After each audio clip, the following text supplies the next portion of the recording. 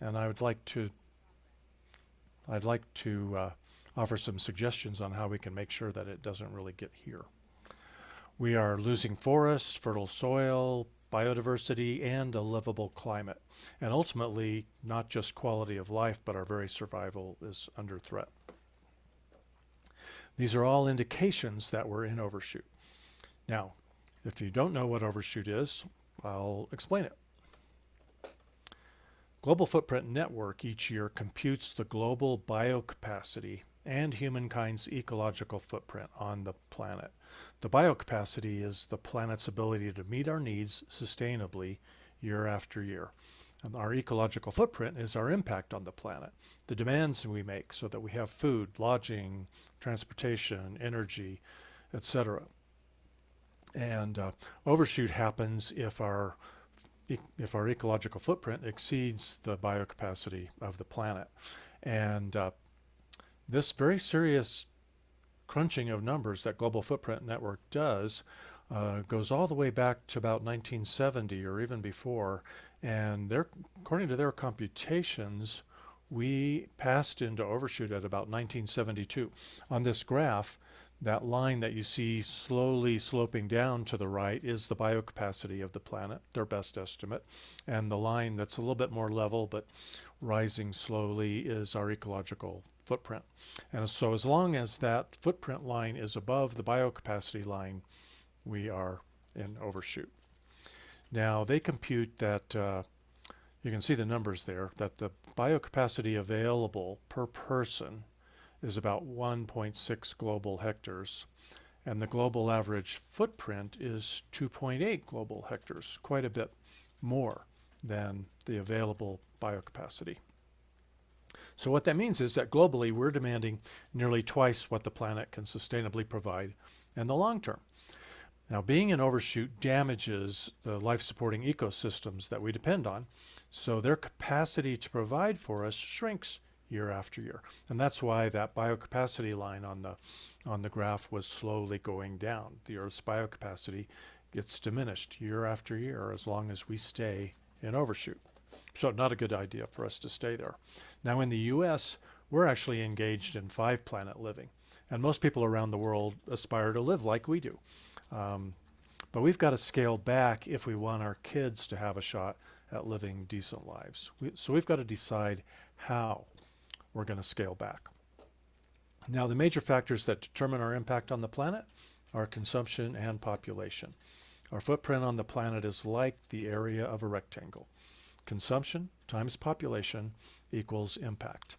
Now, population just hit 8 billion November 15th. I don't know how many of you have heard that, but that's the UN estimate. And we can't change that today. That's just a fact.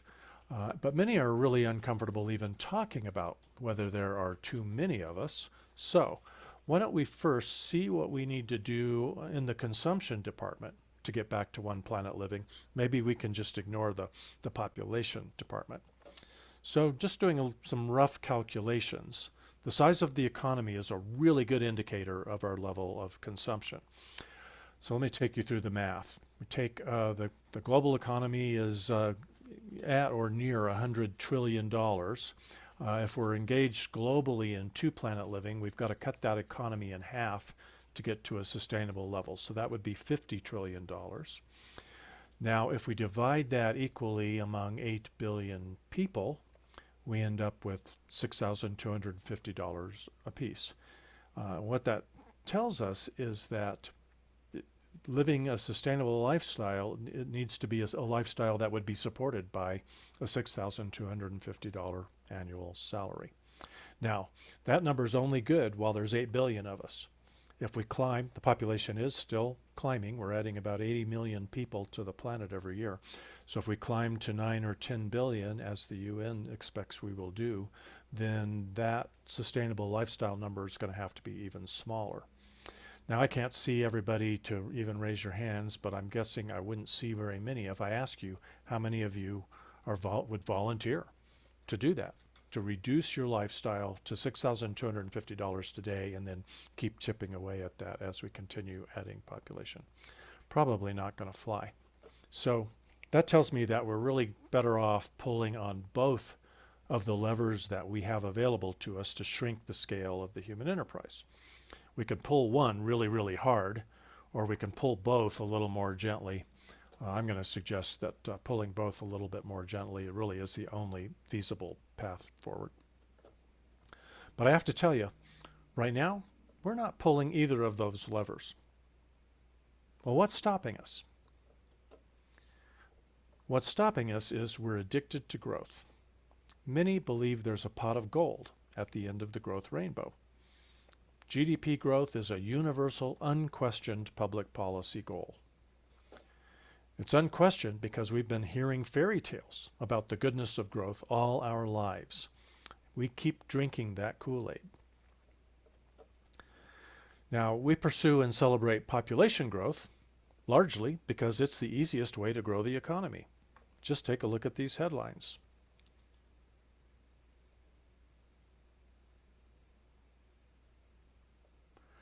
And we also avoid the topic of overpopulation. There's no doubt that we're overpopulated. If the only way that 8 billion of us can live on the planet without crushing it is to live a lifestyle afforded by about $6,000 a year, then clearly we're overpopulated. But discussion of that fact makes some people nervous. They're afraid that the only way to solve overpopulation is forced sterilization or coercive family size limits. Now, that's not the case, but that fear has made overpopulation really just too hot to discuss. The United Nations, which created World Population Day, observed on July 11th every year, they didn't even have the guts this year to tell us the truth that 8 billion is too many. In this news program, I'm going to show you a clip of a news program on Al Jazeera English. I want you to listen to this statement by Rachel Snow, Chief of Population and Development at the UN Population Fund. Yes, the world is overpopulated, or says this, things will never get better. It's too late. Rachel, instant reaction. Not at all. Not at all. 8 billion people is 8 billion potentially brilliant new ideas that will increase food production, that will figure out new, very cool ways for people to learn on the internet, that will think about, ways to multiply the number of teachers. I'm much more optimistic. All right. Sorry, Rachel. We have got to be pulling on both of these levers to get out of overshoot. It's really stunning that we got that kind of a statement from somebody at the UN Population Fund. They know better. Now, we don't need 8 billion or more people in order to improve the odds of having brilliant solutions to the crises we face. The world's population was far less than 1 billion when we had William Shakespeare, Leonardo da Vinci, Aristotle, and Plato. So, right about now, you might be saying, all right, Mr. Smarty Pants, how do you propose we get out of this mess? Well, I'm glad you asked. We need to make getting out of overshoot a national project. It needs to be a national project here in the U.S., but every nation needs to be doing the same thing. Now, many of you hopefully can't remember this, but as the U.S. entered World War II, we made it a national project. We retooled manufacturing plants, rationed gas, butter, sugar, coffee. We planted victory gardens. Everyone was on board. It was the universally understood thing to do. It was the right thing to do. It would be just like, only you can prevent forest fires, or just say no to drugs, or buckle up for safety. So our national project is going to be like that, and it'll include campaigns to ensure that everyone knows about overshoot, and it will communicate our goals and tactics. We're going to contract our footprint, and that means we've got to shrink the economy. We need to contract population, and we need to cut back on the energy we consume. Now, that energy thing, we've got to do that because We cannot run our hog of an economy on renewable energy. Yes, we must get off of fossil fuels and we must adopt renewable energy as quickly as we can. But there is no way that we can scale up renewable energy to the level of the energy appetite that we have, and especially if we were to continue growing our economy.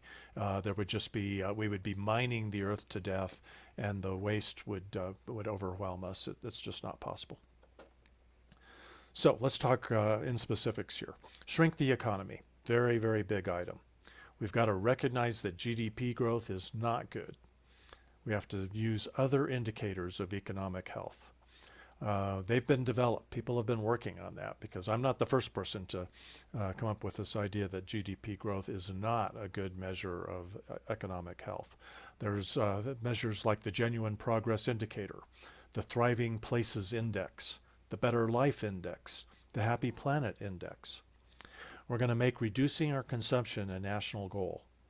We're going to incentivize manufacturing and purchase of durable products, not disposable products that have to be thrown away and then manufactured again way too soon. We're going to incentivize repairing and sharing of products, and we'll incentivize local food, reducing food miles. Also, very importantly, is job sharing.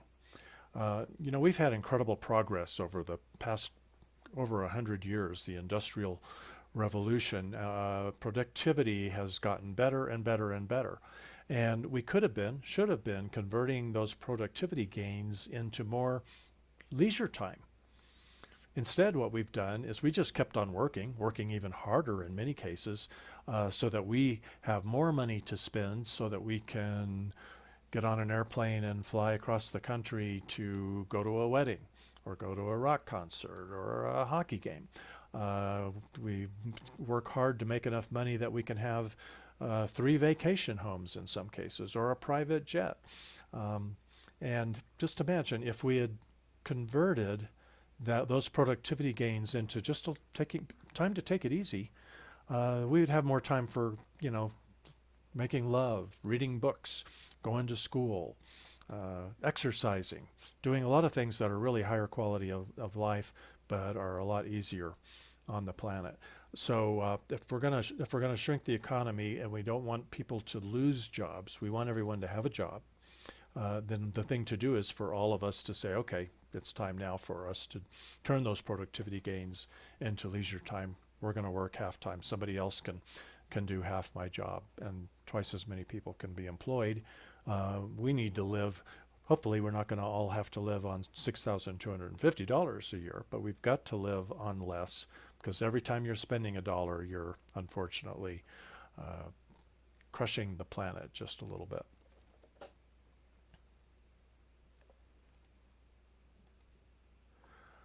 Now, how do we shrink the population? Well, we're going to focus on quality, not quantity. We just need to celebrate and accelerate what's already happening. Falling birth rates. I'm going to come back to this list in just a second, but I want to talk about falling birth rates.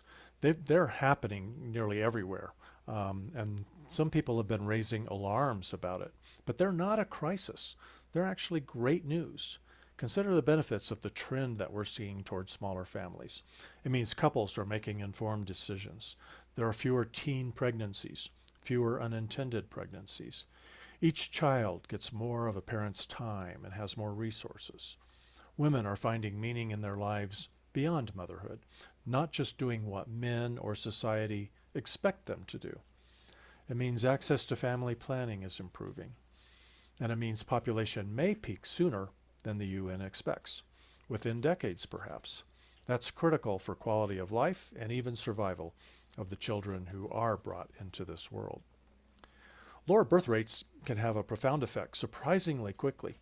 Just look at these 3 graph lines. They show how in 100 years we could be back in the neighborhood of a sustainable world population that many scientists agree would be below 3 billion people. A one-child average would get us to about 3 billion at the turn of the century. If we got down to just a 1.5 child average, it would take just a little bit longer. And in the US today, we're below 2. Globally, we're at about 2.4. So we're inching our way in that direction. We need to not fight it. We need to celebrate it and accelerate it. All right, back to that. Oh, not back to that list yet. Forgot about this one.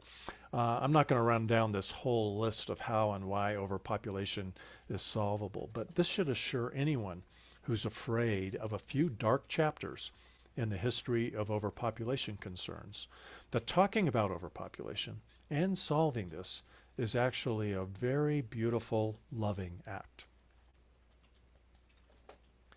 Okay, now back to the list. So, choosing to have one child or none will be the new victory garden. We'll end the pronatalist signals that we value big families. We don't value big families anymore. We value small families. We'll provide stellar support for one child, but we'll no longer subsidize the second, third, or fourth child or beyond.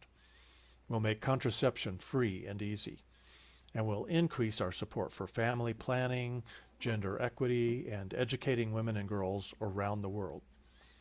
And we'll stop poaching the brightest and hardest working citizens from other countries and using them as pawns to grow our economy. Now, I'm saying we're not going to end compassionate humanitarian immigration, but economic immigration will stop because that's just exploiting people for economic gain. Now, energy diet. We've got to get off fossil fuels, but we can't scale up renewables. So we'll marshal efforts to scale our energy appetite way back. It starts with just being honest with everyone in the country about the fact that this is something we've got to do. Imagine if we were living in Ukraine through this winter and your power plant was taken out. If you're lucky enough to have a generator, I bet you're not going to leave the lights on when you leave a room. I'll bet you're not going to leave your wall warts plugged in. And I don't think you'll leave your computer running overnight. That needs to be the way we think and act going forward. Saving energy will be the victory garden of the 21st century. Idling your car while you wait to pick up your kid after school will be the thing of the past. Heck, driving your kids to school will come to an end. And that brings me to active transportation. Transporting ourselves more efficiently will be cool. Walking, riding bikes, using public transportation, not moving 4,000 pounds of metal around town just to transport one passenger. Now, while I'm absolutely certain that this national project is exactly what we need to do, I'll be the first to admit that it's going to be very difficult for many to understand and accept. Probably already scratching your head. What does he think's going to happen here? Well, let me play a quick example for you of just how deeply growth addicted we are. Now, this video clip I'm going to share is from 2008, but the very same thing could easily happen today. And by the way, hopefully you'll recognize there are a number of very inaccurate statements in this clip.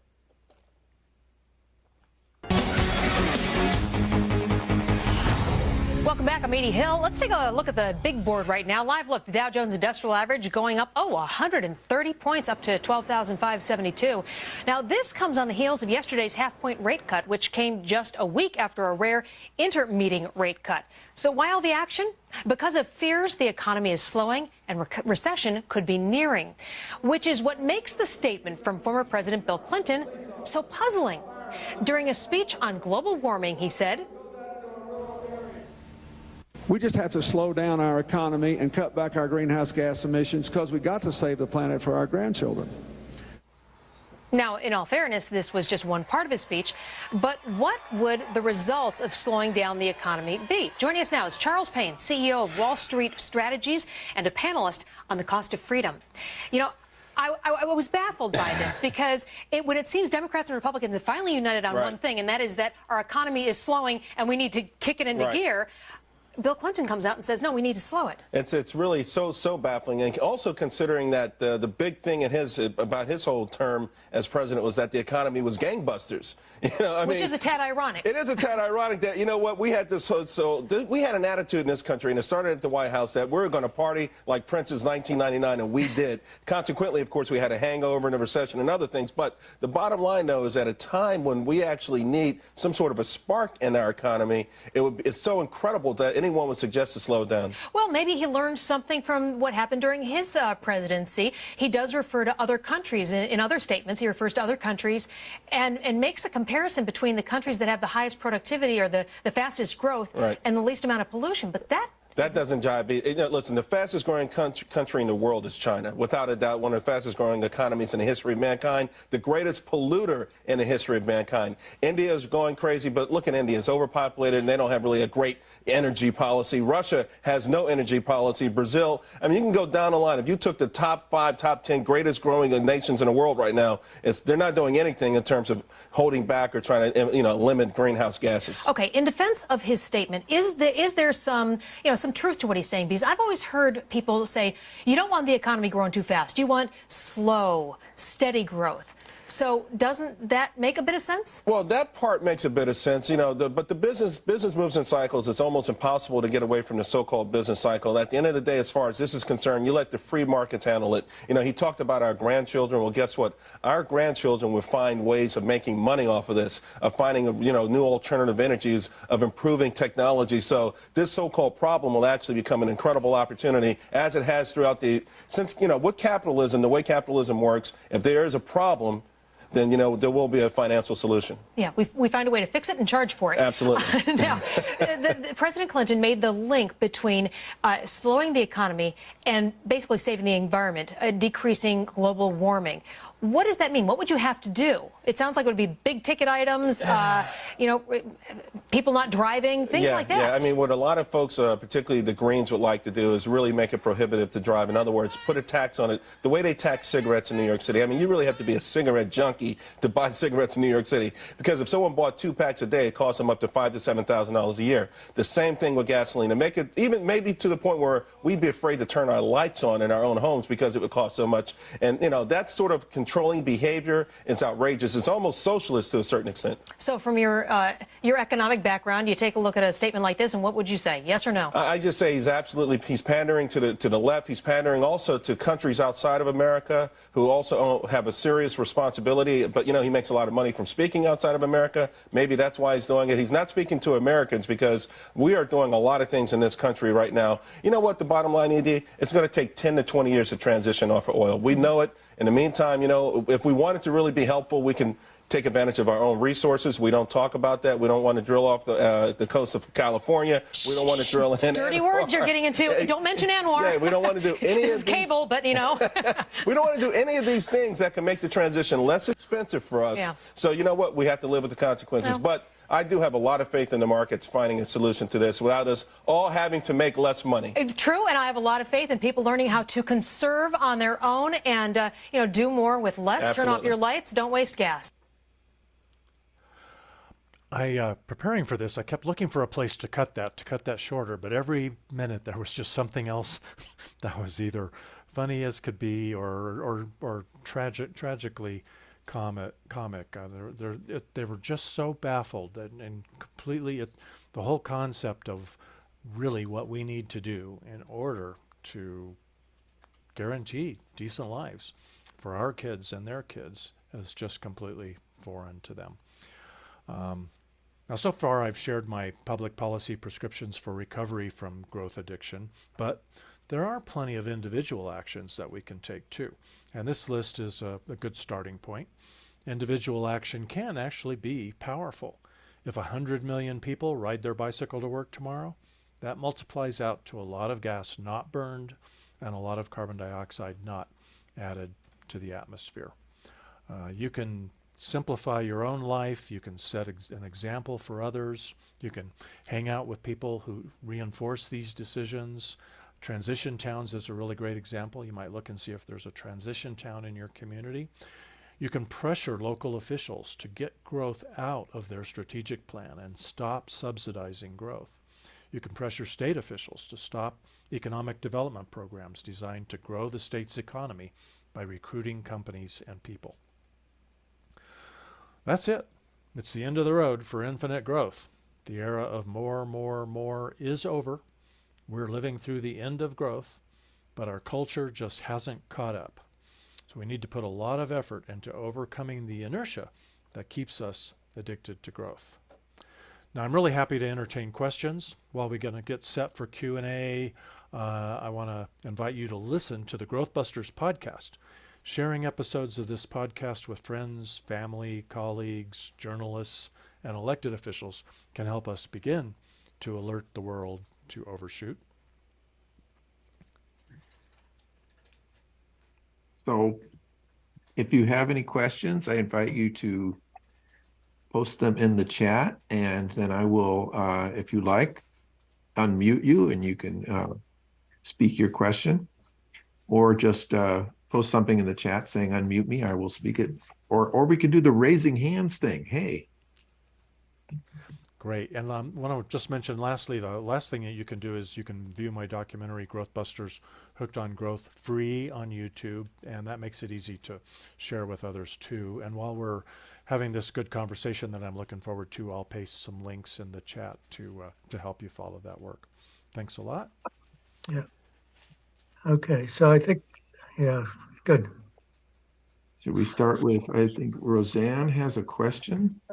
Hugh's hand is up. Yeah, I got Roseanne and then Hugh. And how do I do this? Sorry, I'm figuring out how to unmute you. We just have to ask her to unmute, and there she goes. Okay. I was able to unmute. Oh, good. Oh, good. So, well, this is fabulous, and I've been on this message for years, and I just get people just shaking their head at me as if I'm crazy, because I'm not promoting, growth. I'm doing the opposite, and nobody can comprehend it.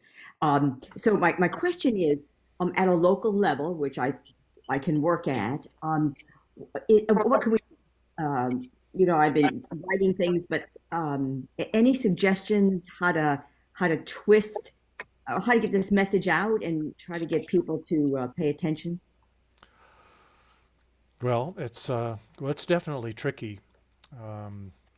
I think part of it is using, developing a good vocabulary and good phrases that are maybe a little less scary and confrontational. A lot of what I did tonight is pretty in your face, and I don't think I would recommend that you necessarily start with that. I wanted to really push it with you guys and sort of test that messaging out on this audience, and I figured you're probably a friendlier audience than a randomly chosen group of people. But if you were going to go speak to city council, county commissioners, a group of elected officials or someone like that, you want to kind of choose nonviolent language and non-confrontational words. And I find that it's helpful to include myself as part of the problem. So it's not me preaching to you, you're doing all these things wrong, I have all the answers. It's, hey, here's what I've kind of learned. Here's what I've been doing wrong. And I'll be the first to tell you that I was pursuing the hijacked American dream for a big part of my adult life. I had it wrong. I was on that treadmill in service to the growth obsessed economy. It helps, I think, to talk about the benefits. And people, I think, are probably more primed today to start appreciating the benefits of getting off of that treadmill, because I think a lot of the downsides, the negatives, are a lot more visible to us today than they used to be. So it's easier to talk about the quality of life that you can bring to a child if you have one child rather than 10, for example. It's a lot easier to afford to give them a good education, for example. Cities, my observation about cities, talking about local level, is that most cities are kind of engaged in this chasing their tail. They are struggling to balance the budget. They think more growth is going to provide the tax revenue to meet the needs so that they can balance the budget. But all that growth ends up costing them more than the revenue that it generates. And so then they need even more growth. It's a classic Ponzi scheme. So introducing the idea of, hey, how would you guys like to get out of that vicious circle, that will appeal to them. I mean, they definitely have to have an open mind enough to listen to what you say, and there are a lot of good experts that you can bring in, and some good essays that can help. So I think those are my just off the cuff suggestions. I know they're not magic pudding. All right, let's go to Hugh, and then Hugh, if you Hi could. there, how you doing? Can you hear me? Yeah, good Yeah. to see you. Okay, great. It was a great talk, very informative talk. But I'm going to play a little devil's advocate here, only Oh, great. because that's I totally agree with everything you say. And Chris Bystrop has some pretty cool stuff he's working on with population control. But that's the main thing here is that what I see in the world is what you're saying makes perfect sense. But what I see in the world is very contradictory and to going on with what you're saying. We go through cycles in our country.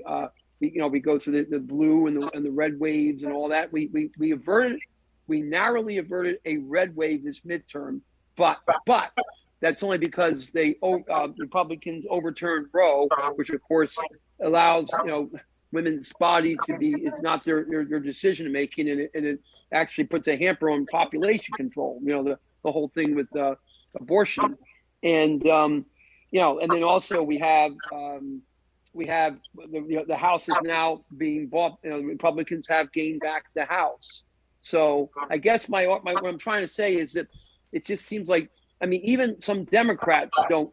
They love growth too. It's not just confined to Republicans and conservatives. It's probably 75% of people really like growth. I mean, there's some maybe 60%, but again, I just see this as an uphill battle. That it makes perfect sense what you say, and I try to live a life a little simpler, but I'm not perfect at it. I guess my one question to you is, how long you say the end is near? In your professional opinion, how much time do you think we have? I think that's a huge in consideration of how we go about trying to win back this uphill battle. Yeah, that's a good question. How much time do we have? Oh boy. No one knows for sure. There are some really smart people who think that it's less than a decade. There are a lot of smart people who think we might have a few decades, and then some who think that we have more than that. So there's no easy answer to that. But no matter how much time we have, here's the tricky thing about how much time we have. If we had lots of time, then the easy answer would be educate our children. Get this kind of stuff into the curriculum, because they haven't been completely programmed to buy into the fairy tales of eternal economic growth yet. Even college age young adults. I think those are a really great audience, and I'm making great efforts to try to get access to those minds and help them to understand that the economics that they're being taught in school most likely is crazy economics. I'm not sure we have enough time for that strategy to really work. So I am constantly trying to figure out, how do we reach the hearts and minds of people who are 30, 40, 50 years old. I'll share with you maybe one little local story that might be a source of inspiration. Maybe we have in Colorado Springs a huge coal-burning power plant right next to our downtown Colorado Springs. It's really an eyesore, and the air quality has been particularly bad just downwind of that power plant. And Colorado Springs is a pretty conservative oasis in the middle of a purple going blue state. Getting that power plant, and it's a municipally owned power plant, so getting that power plant closed was not an easy task. And I'll tell you, it happened really because a couple of young mothers in town decided that they did not want their kids breathing that air. And they just started talking. They started having conversations. They started attending meetings. They started collecting other people who were interested in the subject. And before you know it, within a matter of just a year or two, there was this massive uprising of community pressure to schedule the closing of that coal burning power plant far ahead of its useful life. And today, they're not burning any coal at that power plant anymore, even though the plan was to keep it going till I think 2034. And it was just because a couple of young mothers started it. So that kind of gives me hope. And I know I'm talking to a young lady in the Chicago area in recent weeks who is interested in starting some kind of a discussion group to really kind of start infecting the minds of other people in the community. And she even got up in front of the city council in the town of Highland Park where she's living, and just kind of announced it to the council and said, "Hey, I want to start a discussion group to dig a little deeper into some of these issues that I think are going to be important to this community going forward." And she didn't tell the council, "You guys have got it all wrong. You guys, damn it, you guys have got to, ramp up your sustainability strategy." She said, I'm here to help. I'm not asking you to do anything. I'm starting this group, and I just thought you might want to know." And when she finished, one city councilor said, "Be sure to give everybody your email address so people that are interested can get in touch with you." So non-confrontation, I think there's catch more flies with honey.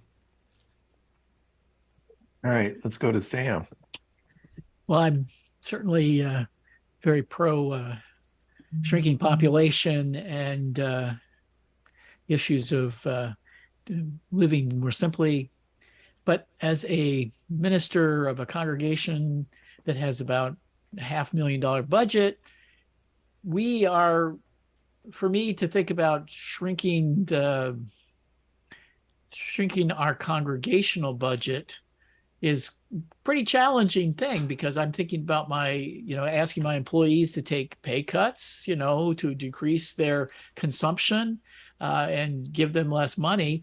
I think they're going to not like that very much. And they might have problems with, other costs that are going up right now. We're in an inflationary cycle. So I'm expecting that I'll need to give my employees, staff in the congregation more money rather than less to help them. And medical insurance is going up, and in terms of costs. So in the abstract, I think it's really attractive, but in the concrete, in my micro world, we want to grow our congregation so that we have more income, so that I can support my staff.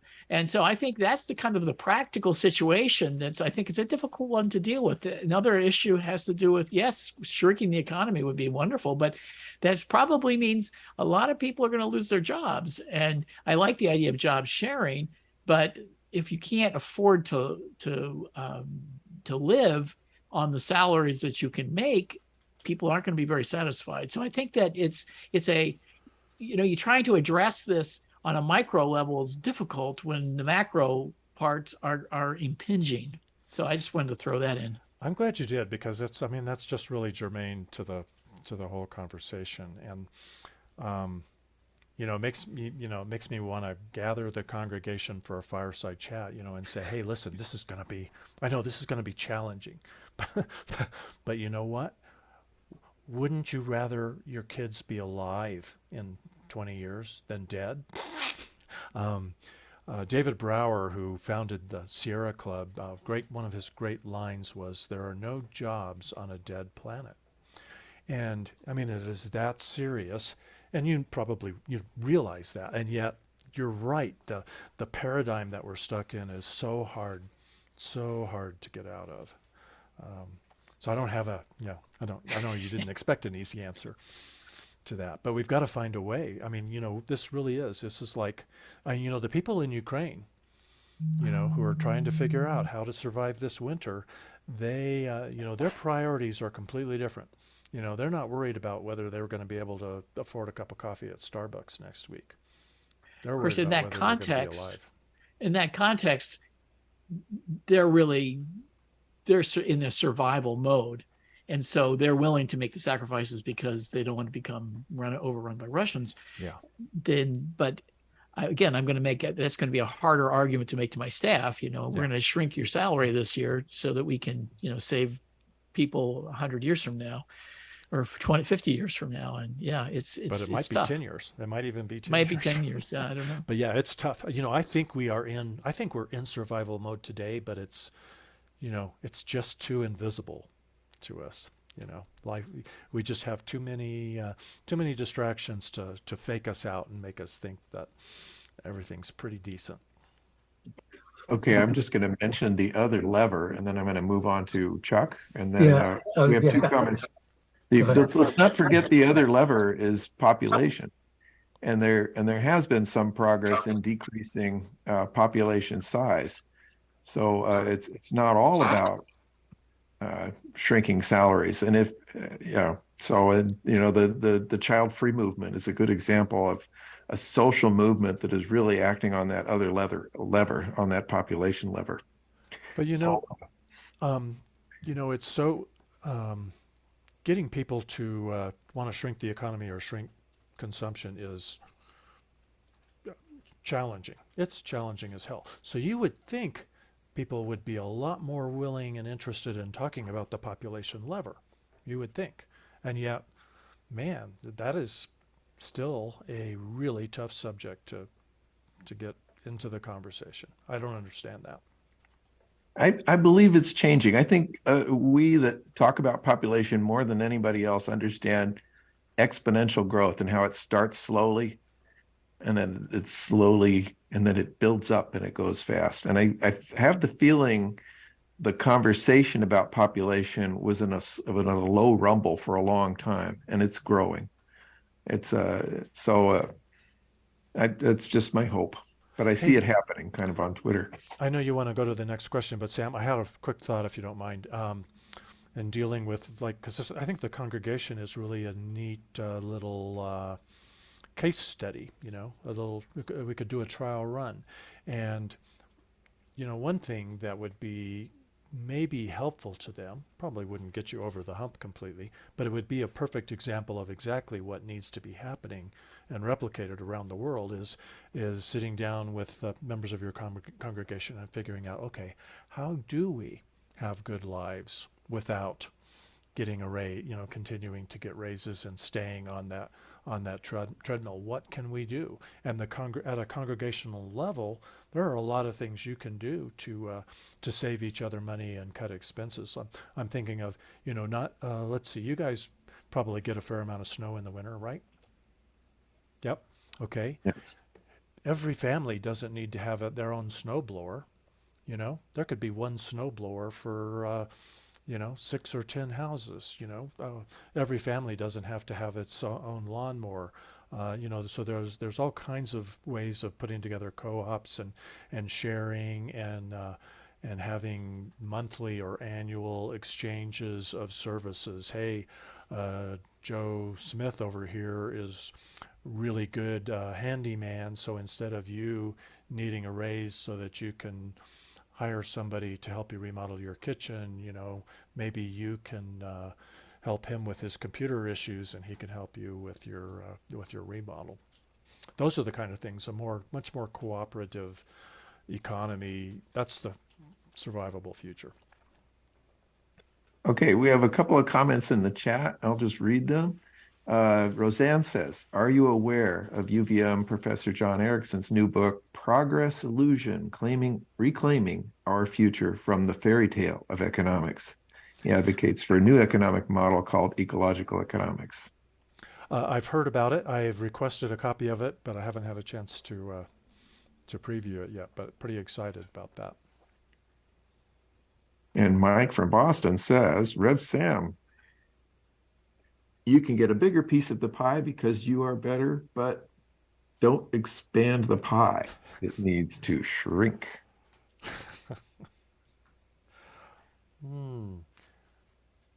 That's a Josh, comment from. there's a question You from might have Josh. to ask Mike to explain that. Okay. Sure.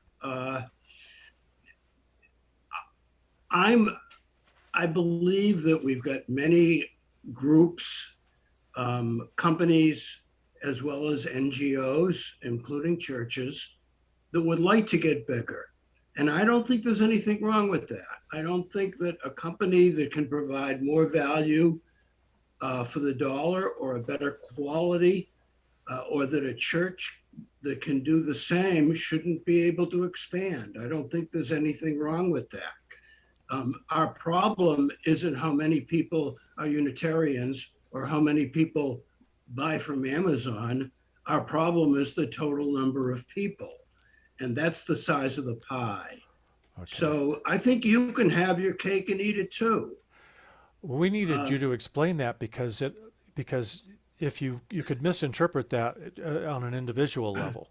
You know, it made me think, oh, you're saying the billionaires, you know, we don't need to question the billionaires. They can keep taking bigger pieces of the pie because they're better, and that's clearly not what you're saying. Yeah, that's not it.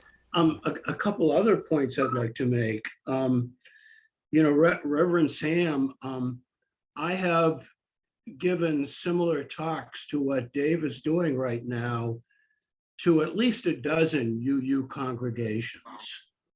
And what I find almost universally is that Green Sanctuary Committee doesn't want to hear the message and will not talk about population. They're afraid of upsetting anybody.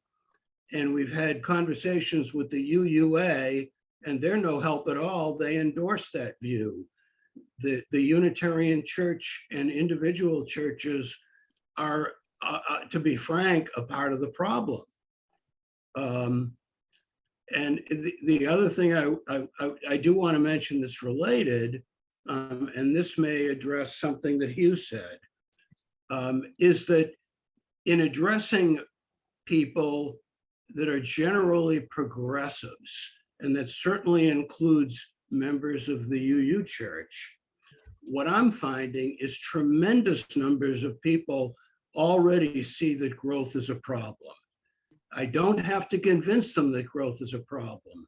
They know it, they say it. I ask and they say, yeah, we know that. We just didn't know that anybody else knew that. And we didn't know that we could talk about it.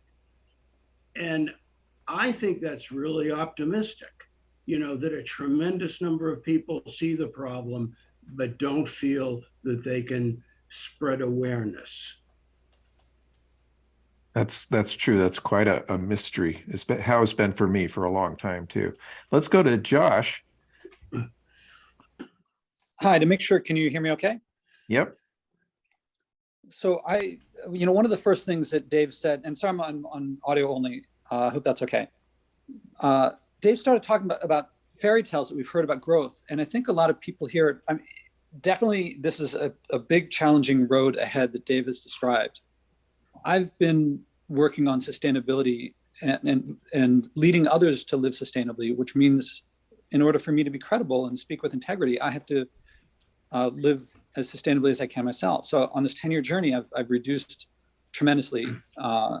That I haven't flown since 2016. I haven't filled up. On Christmas Day will be 3 years on one load of garbage that I haven't emptied. And I've been off the grid, living in Manhattan, off the electric grid for now 6.5 months. I'm in my 7th month of 0 kilowatt hours in my apartment. And I want to share something that I would never have expected, that it's a very joyful experience. That on the other side of it, if you're used to, as Dave called it, the fairy tales, it feels like what I expected what I was doing would be deprivation and sacrifice, but it's actually been the opposite of connecting more with my neighbors and people around me, with the farmers that I get my food from. And it's difficult to make that shift, but once made, it's really wonderful. And that's very difficult to communicate to people in words. One of the biggest things that I've found is that it's a much bigger restoration of some of our deepest values. Maybe the biggest one being do unto others as you would have them do unto you. I feel that people have a big sense that they're doing stuff that's hurting other people. And that feeling inside of internal conflict is really twisting people up. And making this shift that Dave is talking about, it relieves that inner tension, that inner conflict.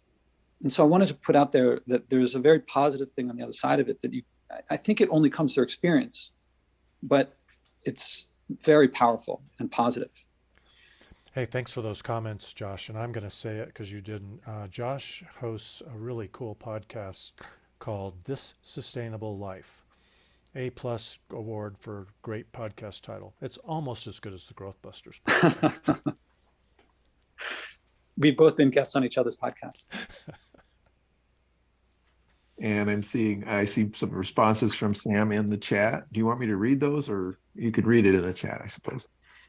Okay. No, I don't see any hands raised. Hugh, your hand's still raised, or is it raised again?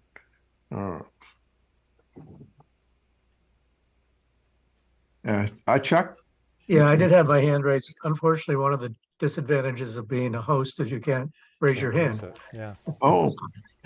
So, but I just want to deal with the economics a little bit. And, we were talking about sizes of pie and all that sort of thing. And I guess my question is does a lot of this still have to do with income inequality?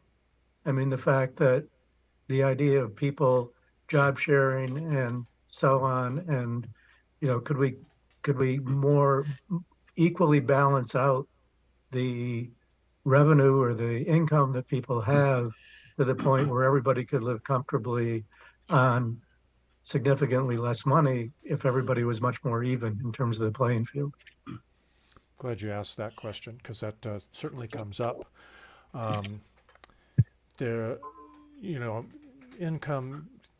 Income inequality is certainly an issue of its own that needs to be resolved. But if you do the math, if your hope is that solving that problem will allow 8 billion people on the planet to live comfortable lives, the math just doesn't support that. Because the math that I went through basically is an exercise in that. And that's saying, let's get rid of all the billionaires. Everybody gets an even chunk of that economy. Everybody just gets $6,250 today.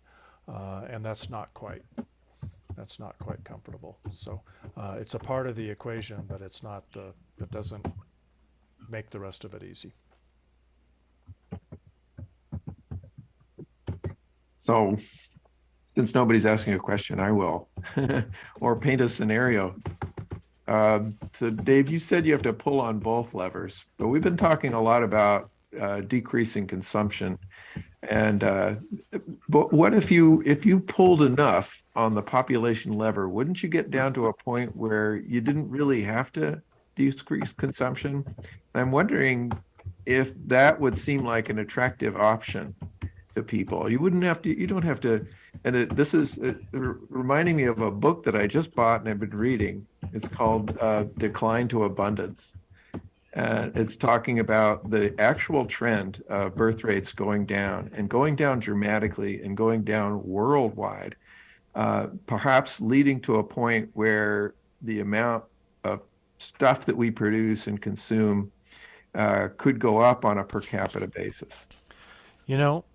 I haven't done the math on this, but I'm pretty confident that if our world population today was, say, 50 million, I'm pretty sure you could ride an ATV all you want. You could have a private jet. You could have 5 vacation homes. You could leave all the lights on. You could drive a Hummer. And everybody, all 50 million people on the planet could probably do that. And the planet wouldn't notice probably. So you're right that, that we could choose to just work on the one and then to relax on the other. But I don't know, there's societally we'll have to decide where we want to make that balancing point. And of course we don't all get to go to a voting booth and vote on that anyway. But the reason I really choose not to really even discuss that is because there are a lot of people, and probably people in this audience here, who would just find it offensive to say, we want to encourage everyone a lot of people to choose child-free when they might not otherwise choose to be child-free, just so that I can go on living high on the hog. It's so easy to assume that, and in fact, the assumption is made all the time. If you're ever on Twitter having conversations about that, you see that the people are pretty quick to assume that if you are talking about some kind of sustainable population stance, that you are a well-off person in the rich world trying to protect your easy peasy lifestyle by asking other people to have fewer children. And I try not to make it easy for people to leap to that conclusion. That's a very good point. Intention. Yeah. That's a very good point. I take it to heart. But that was a great question, though. Let's go to Barb, and then we'll go to Hugh after that. Go ahead, Barb. Unmute. Yeah. We have a government. We cherish our freedom to live any way we want and have as many kids as we want. We also cherish capitalism and money to be able to make as much money as we want. So my question, I've always, not being a very good at history or civics, in high school, I'm wondering, if we could have a better system and what that would be, a better type of government. I mean, a lot of people talk about socialist democracy. What would you suggest would be an ideal government? I don't know. Thanks for that question, but I don't know whether I don't think I've never been asked that, and I don't know that I have a good answer. I have some, I don't think they're earth-shaking enough, my list of things that need to happen. Certainly, I think we need to get money out of politics, and we need to have people, what if one representative represents close to 1 million constituents, that doesn't work. We need to find a way to have constituents and their elected representatives better connected. I think we need term limits for sure, but I don't think those are dramatic enough changes to get to what you're trying to get to. I don't know. I agree. Yeah, if anybody else has some good answers, I'd invite those. All right, let's go to Hugh and then Jack.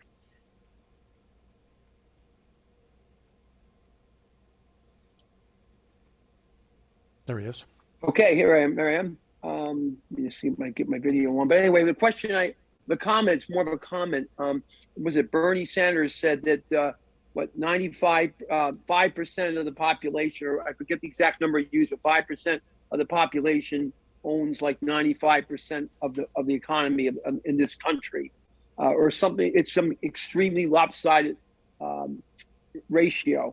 And what I've seen in every single presidency across the board, whether Democrat, Republican, that distribution is getting worse, not better. So I really think that's part of what we talk about. That's one of the hugest things we can do is to start the ball rolling in the other direction. I don't have an answer. I'm not here to say I have the answer, but the observations that I have is that it's gotten worse. It started, well, it's always been bad, but it's gotten accelerated under Reagan, and it just gets worse under every presidency since him, again, Democrat or Republican. So I guess what I'm saying is and the other problem is people fear socialism, and that what you're talking about is pure socialism, and majority of people fear socialism.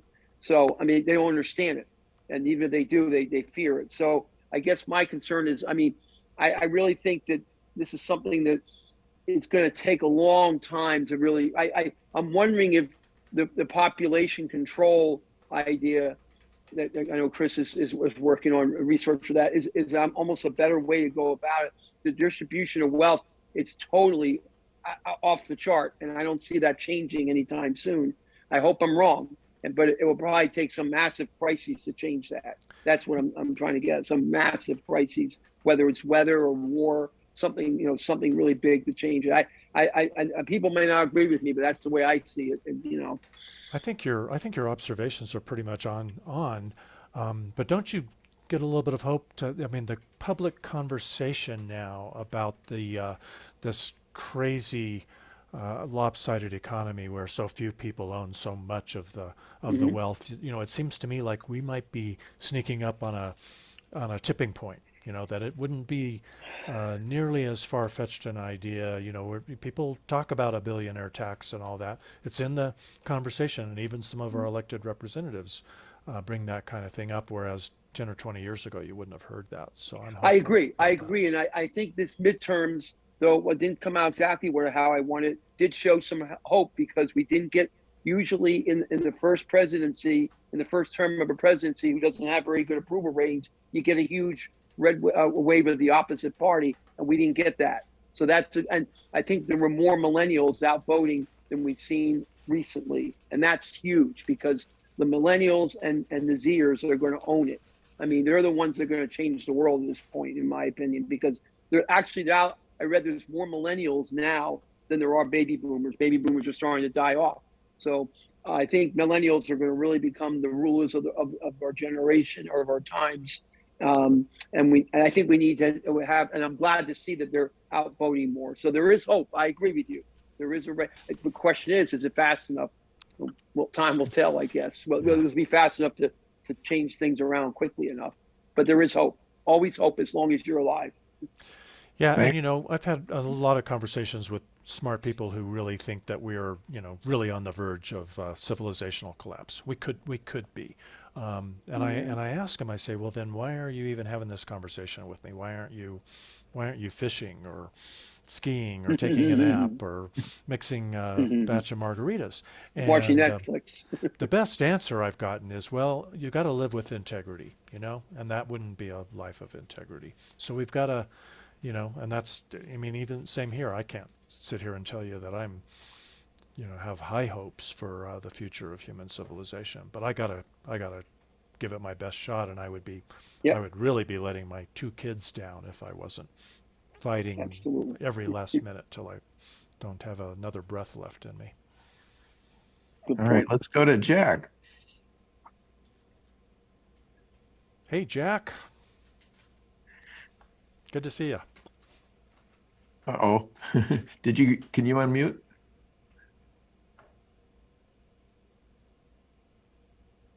Can you hear me? Yeah. All right. First, Dave and I have been in this conversation for over a decade. So I want to thank him for putting this on. And Chris, I've met a year ago, and I'm also very thankful for everything that he's done. Thanks, Jack. Next question. No, I'm just kidding. Thanks, Jack. All right. My question has to do with timing. Okay. All of us are in this business of keeping people from being injured, but few of us have an ability to calculate who's going to get injured and when. So some of the things that we've proposed in this conversation are going to have an effect on the number of people we think are going to be injured, but we don't know whether or not that's a big number or a little number. So just to put in a little reference, I've done some calculating. You've heard the number 50 million. I think I can support 50 million people in 2,100 sans airplanes and cars in a very well-designed society, as long as there are no competitors. And that means the population has to go down at an extremely fast rate to get there. So the question is, what's the fastest rate the population can decrease without having anybody killed?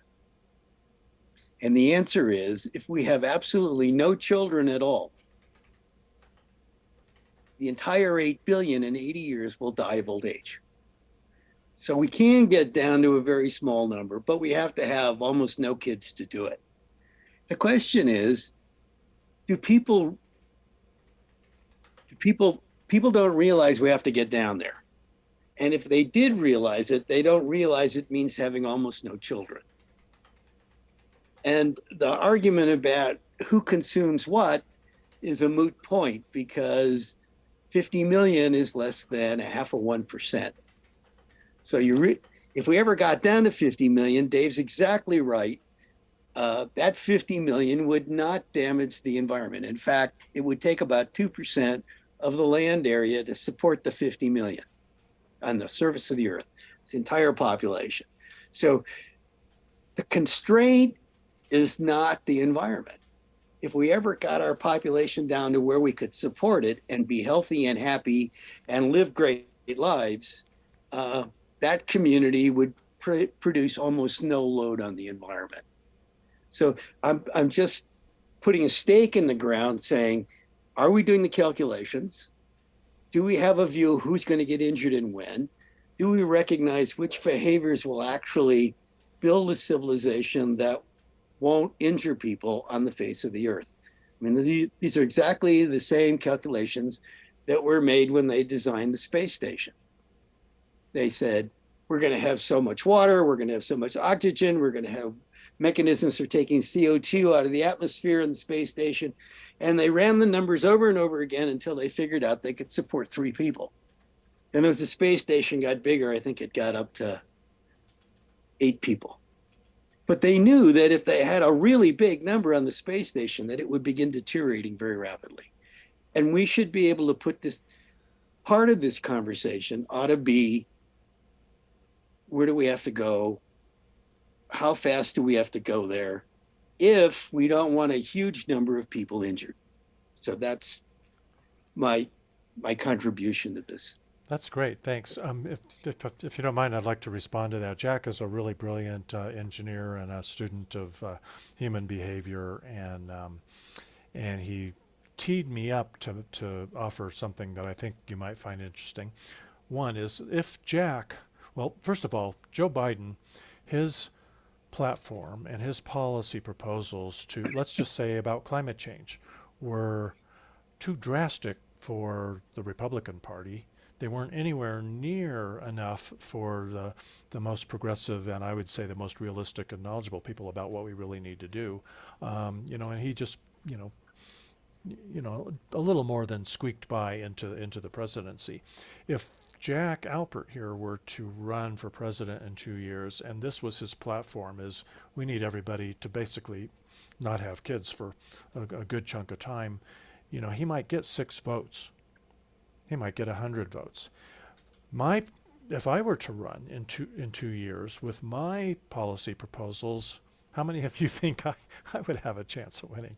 I wouldn't have a chance of winning. And yet I know for us to really have beautiful lives for our kids, we're going to have to be a lot more dramatic than what the current administration in the White House was willing to do.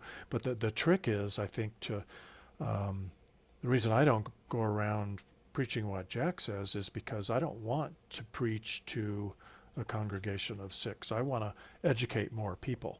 I want to maybe, if Jack is right and that's where we need to go, then my job is to talk to a bigger crowd and get them educated about overshoot so that they're ready to then hear Jack's message. And so I have to, each of us have to kind of evaluate what is the message that we're going to deliver to the people that we're talking to. What are we comfortable sharing? And we may not be able to be 100% truthful, and in a way that seems, I don't know what, inauthentic, and to be lacking in integrity to do that.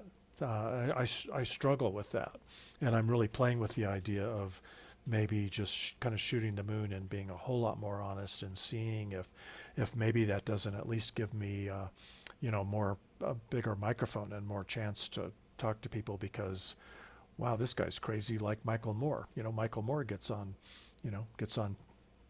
national TV, and Dave Gardiner rarely gets on national TV. So maybe being more honest would help. But I think we all have to sort of evaluate where we want to be on that spectrum, and that'll really impact the strength of our transmitter for our message.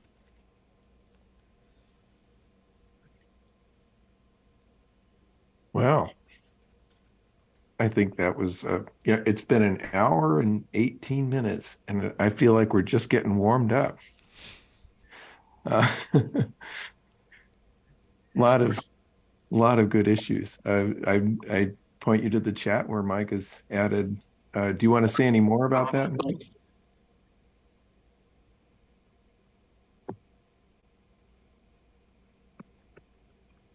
Were you asking Mike? Yeah. Yeah, I just got myself unmuted. Yet, to some comments that are made, I've thought a lot about the socialist issue and the issue of capitalism, and I've come to the conclusion that capitalism in itself isn't bad, but right now capitalism, is our government. And the first point I make in here, which Dave alluded to about, campaign finance reform and getting money out of politics, is I think corporate law has to be changed. That corporate law right now blesses the only priority being profits and giving money back to shareholders. And corporate law, other than B corporations, which haven't worked out very well, gives no priority to the common good for a corporation. And I think government has to come back and be able to set the strategies, set the priorities, set what's important for the common good, and then corporations can sell goods and services based on that strategy. Of course, we're nowhere near that now, but I don't think capitalism per se is the problem. The problem is that capitalism and individual companies are our government right now. And the priority for them, as blessed by government, is nothing more than profits, nothing for the common good whatsoever. There was a great documentary called The Corporation, which is, gosh, what, maybe 10, 12 years old now, something like that. But I think still really valid today, which really addresses what Mike is talking about. So if you haven't seen that, I'd recommend you look for that. And while I'm on the subject of films, when Josh was talking about this amazing way he's living in New York City, it reminded me of a really charming documentary film, one of my favorites, called No Impact Man, which that would be a good film to show to a congregation or to your city leaders or any kind of a community group. It is just really charming, and it really is all about pulling out all the stops to shrink your footprint, and oh, what a joy it can be. All right, let's go to Roseanne, and then I'm going to ask Jan if he wants to say something. Go ahead, Roseanne. Okay, so Dave, I just want to know if you were serious about running for president, as you talked about, as you mentioned, or whether it was just, an offhanded comment. The reason I ask is that we need people of courage to actually talk about this at the national level. I mean, first they'll laugh at you, then they'll attack you, and then they'll join you. That whole saying. But right now, we don't have anybody, with that kind of courage at the national level to actually tell the truth about, population and consumption. And so I wondered if you were serious about that. I mean, you're not going to get elected, but somebody has to start talking about it, or else we'll just be talking amongst ourselves. Thanks for asking that question. I've been trying to decide whether I'd rather be president or a werewolf. Great campaign speech. To be honest with you, I am actually thinking seriously about taking a stab at it. And in some ways, I would be so devastated if I was elected, because what a hard job. And we really need some younger people in the White House. But but I'm thinking about it just as a good, communication tool. All right, I want to point out that Jan has posted something in the chat. Did you want to say something about that, Jan?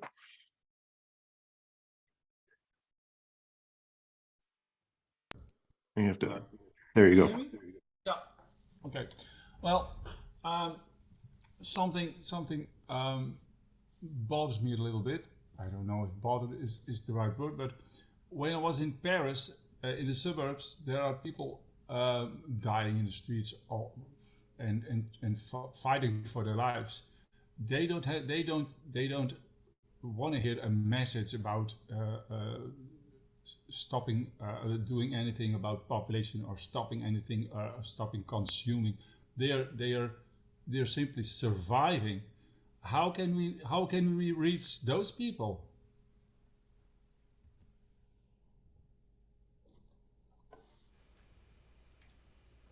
Yeah, that's a really good question too, Jan. Maybe they would be, yeah, I think it has to be a really specific, those people, we don't have to convince them to jettison this obsession with growth because they're not participating in that.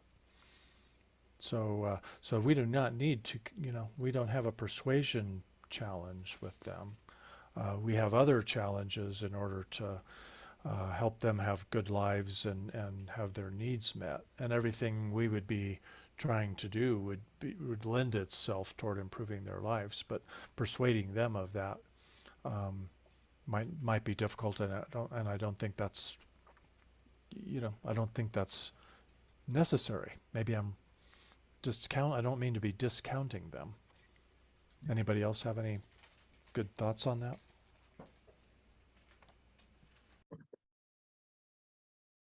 I don't know, but I know we are coming up on an hour and a half, and so I want to go to Jack, and then maybe we can call it a night. Jack, you want to send us off?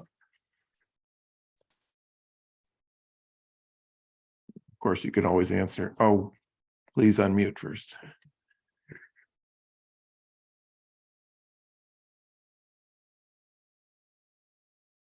No, you're still muted.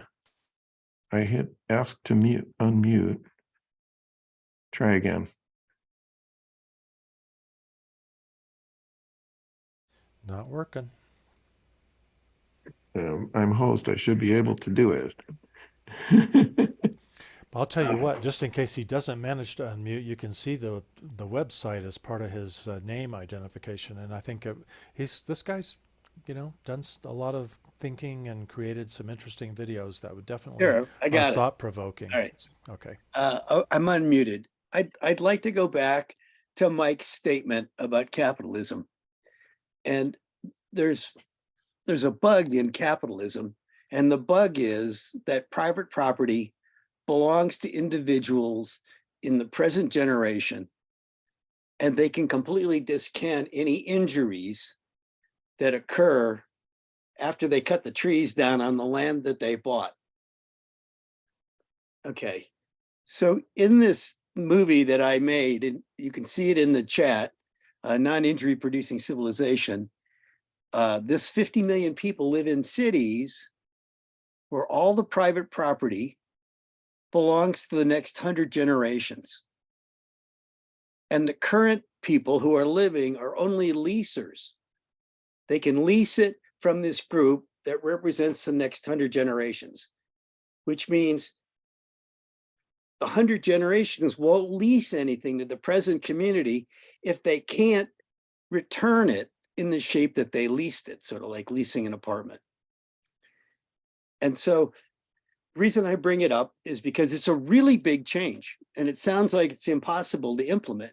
But I want you to know that if we have no kids,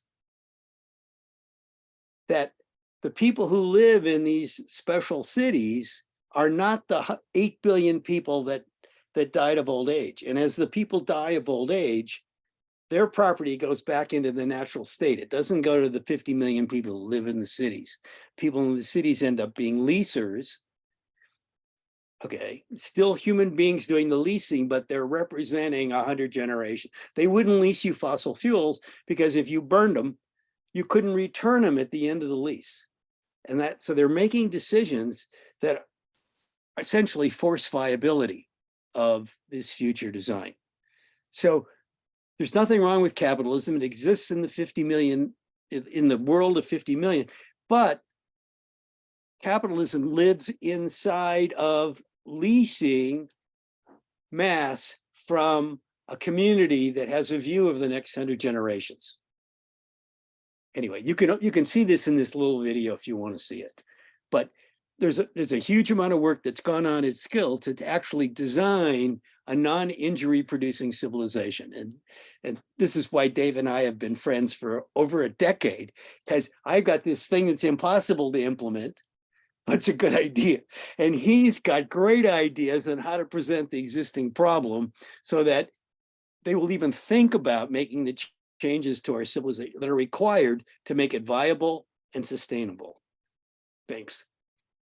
I hope Jack's wrong, though, about 50 million. That's tough. It's really a long, it looks so far away, but I want you to know that in this, if you watch this movie, it turns out that it's not really no kids. It's one kid per 140 women, but it only lasts for 50 years. At the end of the 50th year, the cohort of fertile women gets to a point where every woman has to have at least 2 children. Otherwise, the population would drop below 50 million. And so in the beginning, the community took responsibility for limiting the number of births. As soon as they get to the 50th year, the community has to take responsibility for encouraging births, because it turns out that in a developed society, about a third of the women will have no children, and about a third of the women will have 1 child.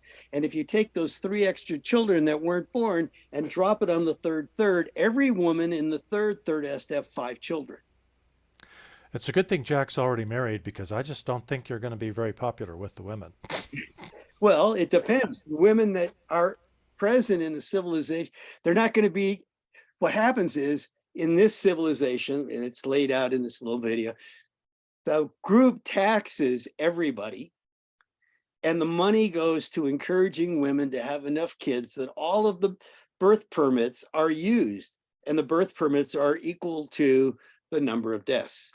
And if you don't use all the birth permits, then you lose the first chair violinist in the symphony. Okay, so you really have to think through the entire mechanism of how this thing plays out. We have so much smog and fog. We're in the fog of war in this discussion. But from an engineering point of view, there are reasonable paths forward, not that they're socially compatible with what we have now, but there are mechanical paths forward that allow us to make a transition to a viable civilization that will allow the natural environment to restore, and people will have really exceptionally good lives, including the ability to advance science and technology, which is something that has not been in this conversation. That if our civilization collapses, we'll lose the ability to get through the window. In 2100, is like a window. And if we don't get through it, we're going to be forced to be serfs on our hands and knees growing potatoes, and there'll be no recovery.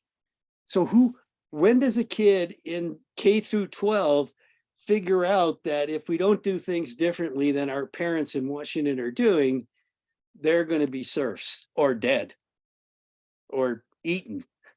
And they have no view of their liability. And this conversation, which is at the level of what can a political organization do, what can extremely good communication do, it's not in it.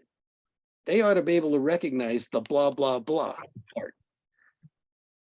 Well, coming from a scientist, I am all on board with trying to save science as population declines. So I love it. It's so your vision, I think, can be equally viewed as utopia, and some people will call it dystopia.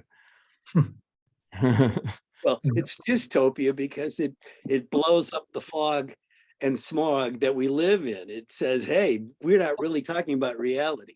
And nobody wants to say, I got the car and I can go skiing on weekends, and my kids are going to go to a good college, and I'll be able to throw them a great wedding. And nobody wants to talk about giving all that up so that we can design a system that's going to sneak through, the bottleneck, Catton's bottleneck. I'm stealing from other good engineers. Well, we have a whole lot to chew on this evening. I recommend, I think we should wrap it up, but I want to give Dave the last word. Well, thanks. I was just sitting here thinking, one, I hope Jack is my primary opponent if I run for president, because I think he'll make me look good, unfortunately. But two, I really think this is I've spoken to a lot of like Rotary clubs, and I get a whole lot more resistance and pushback from them than I have from you. But I've also spoken to a number of church groups. But even just comparing you guys to other church groups, I think this is you have asked challenging questions, but you haven't tried to cut my legs out from under me. It seems to me that you are thoughtful and get it, and I see that as a sign of progress and hope. I don't think it was that I presented any better than I ever have. I think that people are getting smarter, and so I really appreciate that. Thank you, everybody. I think we all thank you, Dave, and let's all put up our thank you emojis for Dave.